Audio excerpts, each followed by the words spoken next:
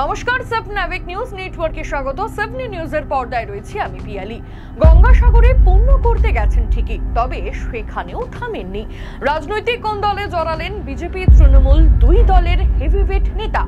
মকর সংক্রান্তির দিন পুণ্য স্নান করতে গিয়ে সাগর মেলা জুড়ে মুখ্যমন্ত্রীর পোস্টার ঘিরে সুকান্ত মজুমদারের করা মন্তব্যের তীব্র সমালোচনা করলেন মদন মিত্র। শুনুন দুই যুযুধান নেতার বাকযুদ্ধ।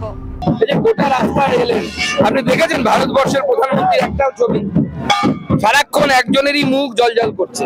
প্রতি 2 হাত 3 হাত পর পর একজনের মুখ, আপনাকে অন্য কারো মুখ দেখতেই দেওয়া হবে না। মাঝে মাঝে তার ভাইপো উকি দিচ্ছে এদিক ওদিক দিয়ে, এরপর তো লোকে নিজের বউয়ের মুখ ভুলে যাবে, ওনার মুখই মনে রাখবে শুধুমাত্র। আমি আজ যাই হোক সুকান্ত নিজের বউকে ভুলে যাক এটা আমি চাই না, বরং বাবাকে ভুলে যাক, বেশি করে নরেন্দ্র মোদীর ছবি লাগাক। কটাক্ষ করে তিনি জারি হয়ে আছেন আজকে।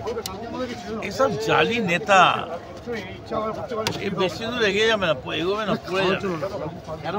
এই মেলাকে ন্যাশনাল মেলা করছে না, ওরা ওদের ছবি লাগাতে পারছে না, তার জন্য কি আমরা কি করবো? আমরা কি ওদের ছবি লাগিয়ে দিয়ে আসবো? তবে শুভেন্দু মমতার ছবি দেখে নিজের বইয়ের মুখ যদি ভুলে যায়, সেটা আমাদের কাছে খুব খারাপ ব্যাপার হবে, কারণ মমতা অপমান হবে। কারণ শুভেন্দুর মতো লোক, হ্যাঁ, ওদের তৈরি তো সব ওই একটা শ্রমিক না কি নাম, হ্যাঁ, সে তার বইয়ের মুখ ভুলে গেছে। এইসব তো রোজই এরকম একটা চলছে ওদের।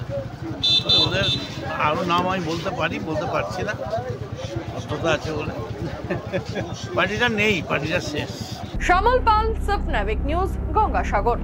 সমস্ত খবরের আপডেট পেতে লাইক করে সাবস্ক্রাইব করুন সাবনাভিক নিউজ।